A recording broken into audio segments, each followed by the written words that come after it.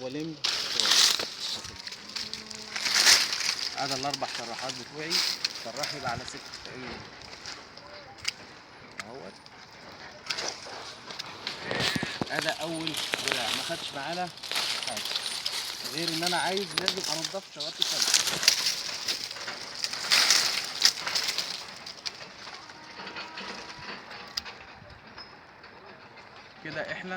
كده احنا بدأنا بأول دراع. نيجي على الدراع الثاني في الجزء الثاني من الشجرة. أنا شايف عندي دبرة هنا كويسة جدا، بس اتجاه الطراح بتاعي مش مظبوط، بستغنى عنه. عندي طراح جميل جدا اهوت. الطراح دوت لو انتوا يا جماعة ملاحظين معايا الطراح ماشي في نفس اتجاه الدراع. في الحالة ديت لو أنا عندي مشكلة في طراحاتي ممكن استغله السنة اللي جاية بان انا استغله دراع مكان الشجره دي، مكان الدراع ده كله. يبقى انا غيرت الدراع كله من اي تو زد. يبقى انا ممكن اجي السنه الجايه اروح عامل كده، يبقى انا جددت الشجره تاني ورجعتها شبه تاني. طيب انا النهارده الشجره الحمد لله صحيه وعليها طراحات كويسه ومفيش فيها ادنى مشكله. يبقى انا هعمله دبره. دي دبره بتحمي لي منطقه الهيد بتاعت الشجره عشان الشجره ما تسرحش بيا. عندي طراحاتي اللي هم ادي طراح طبعا اهوت.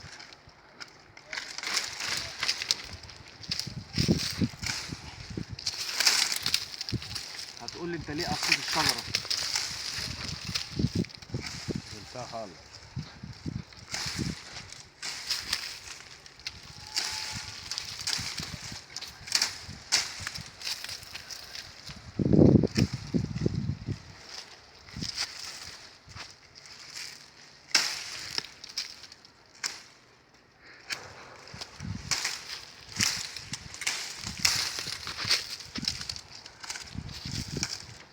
كده تمام. على الطراحين والدبر تمام. يعني في الجنب اللي هو فيه الثلاثة الجنب اللي هو الضيق هيبقى طراحين ودبره، او طراحين ودبرتين على حسب ما انا شايف الشجره عندي. على حسب ما شايف. انما الجنب الواسع هيبقى 4 طراحات. ليه؟ احنا الشجره اساسا بتشيل عندي من 12 ل 14 طراح. احنا مثبتين القاعده مخلينها 12 بقى بحيث الدراع يشيل 3 طراحات مع دبرتين. الدوابر هتديني محصول برضو تمام. يعني الاعتماد مش هيبقى على الطراح بس في المحصول او في الانتاج. فانا الطراح اللي هسيبه زايد هنا هخفه من هنا عشان مشكله التلوين فيما بعد، لان انا المسافه الضيقه ال 2 متر الشجره دي مع الشجره دي بيقفلوا لي الجزء ده. طبعا احنا كده في الدراع اللي هو في المنطقه الواسعه او في الجهه فيها المسافات واسعه. اول حاجه انا عندي هنا اهوت مشكله. دي دبره مداني طراح قوي جدا بس اتجاهه وحش. عندي طراح هنا كويس اهو، لازم بمسحه اخده على 1 2 3 4. طبعا انا عملت له تحويل هنا يا جماعه عشان خاطر الطراح نفسه ما كانش مستوي كويس. طب هندسه ده مش المفروض يبقى دبره؟ اللي هو الطراح اللي انت سبته ده مش اول الهيد دبره؟ تمام، هو المفروض يبقى فيه دبره بس أول هو الدراع اصلا دبرة. مداني طراح، فانا ما اخدش دبره على دبره لان هنا هعمل حاجه اسمها تربيه كراسي. يعني ايه تربيه كراسي؟ انا عندي الدبره المفروض بتديني طراحين او 3، هنا انا لقيتها مداني طراح واحد. في الحاله دي الطراح يمشي معايا دبره وطراح في نفس الوقت، لان عشان اعمل دبره على دبره يبقى انا هنا هربي حاجه اسمها تربيه كراسي. هبص الاقي لما اجي السنه الجايه هلاقي 3 دوابر فوق بعض او 4 دوابر فوق بعض. هفضل ماشي بخشب. الخشب اللي همشي بيه كده هيبقى عامل عندي كتله من الخشب انا مش هحتاجها، فانا هستغله كطراح. السنه اللي جايه الطراح ده ممكن يعمل لي نفس اللي انا قلته هناك، يعمل دراع من اي تو زد تاني. يبقى انا كده رجعت شباب الشجره من اول وجديد تمام. لكن انا عندي دلوقتي نفس المشكله، لان كان في حد السنه اللي فاتت اللي كان بيقلم الله يسامحه بقى عامل لي دبرتين ورا بعض، وهي دي اللي عملت لي المشكله يا عم يا حاج عبده.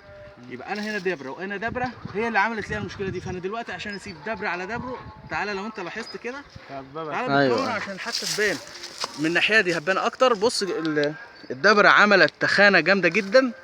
التخانه دي احنا بنسميها في العنب كرسي. لو سبت عليها دبره هتعملي نفس التخانه دي تاني، هيبقى فيه كتله مكان كبير خشب كده. شكلها مش ظريف، وهتقفلي الهيد وهتربي لي امراض حشريه كتير. تمام. يبقى انا مضطر ان انا اعمل دول كده او اخدهم طراحات. طبعا هنا احنا هيعتبر ما سيبناش دوابر، ودي مشكله اللي قل من السنه اللي فاتت، ان هو ساب دبرتين ورا بعض. واحنا القاعده بتقول الدبره لا يسبقها طراح، يعني دبره وطراح او دبرتين وطراح، لكن ما اعملش دبرتين ورا بعض وما اعملش طراحين ورا بعض الا لو انا بقى محتاج او ان الظروف اضطرتني لكده. فده دراع فيه مشكله واحنا هنحاول نعالجها، وبنعالجها بالطريقه السليمه. انا النهارده عندي دراع، الدراع دوت لو اشتغل بتاع ده طراح، الطراح ده لو اشتغل معايا السنه اللي جايه هيبقى جميل جدا. ممكن نعمل عنه استعاضه عن الشجره كلها. الحاجه الثانيه، انا عندي طراحات هي للاسف جميله جدا، وانا مضطر ان انا للاسف ممكن ناخدها. ادي طراحتين. يبقى انا هقص الشجره هنا اهيت.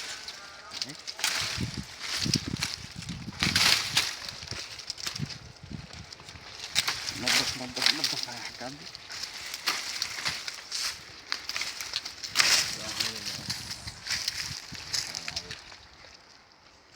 طبعا دي كده احنا هنعملها دبره ثمريه،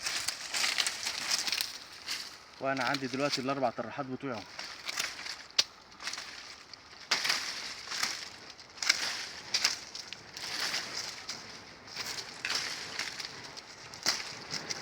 الاربع طراحات بتوعي هنا دلوقتي كده. اللي هيجي يربط بقى هو اللي هيوجه الاربع طراحات السنه اللي جايه. ماشي يا جماعه؟ الله ينور يا باشمهندس. يا باشا الله يكرمك. ماشي. المهم ان هو يفردهم كشبكه على السلك. هنيجي للجزء اللي هو الضيق. طبعا احنا اتفقنا ان في الجزء الضيق هيبقى دبره او اتنين مع طراحين فقط. احنا بسم الله الرحمن الرحيم، ادي هنا كده طراح، ادي دبره،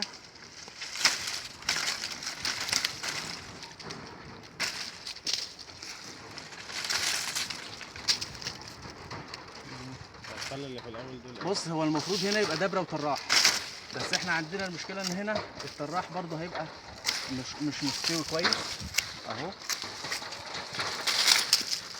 طبعا اي حاجه في الهيد هتتشال طالما ان انا عندي الشجره شايله، طالما الشجره عليها محصول كويس وشايله طراحات كويس، يبقى في الحاله ديت انا مش عايز حاجه في الهيد خالص عشان ما تقفليش الهيد بتاع الشجره. ولما اجي اقص طراح انا مش عايزه، لازم امسحه عشان ما يجددش اي نموات، فبالتالي لازم يتمسح. فده بيبقى عايز منشار، لازم يكون معايا منشار باستخدامه في الشغل. ادي طراح، ادي واحد، ادي اتنين كده طراحين، وادي التالت اهوت. طبعا احنا مش عايزين اكتر من كده. ماشي كده يا جماعه، لان دي المنطقه الضيقه احنا لو كاتبين هيبقى عليها طراحين بس. ادي طراحين، ده طراح اساسا مش كان حايض، فهنستغله عشان نقدر نستفيد بالدبره دي، عشان ما ينفعش زي ما قلنا في الاول نسيب دبره على دبره. ماشي. ادي الطراحين بتوعي، يبقى انا شجرت هنا 4 و4 8، وادي الاربعه بتوعي، وادي ال 12 طراح، وانا كده يبقى احنا الشجره تبقى خلصت. المهم العمليه الاخرى بقى عمليه التربيط، ودي ساعه ما يجي وقت التربيط ان شاء الله نتكلم فيها. الله ينور يا هندسه.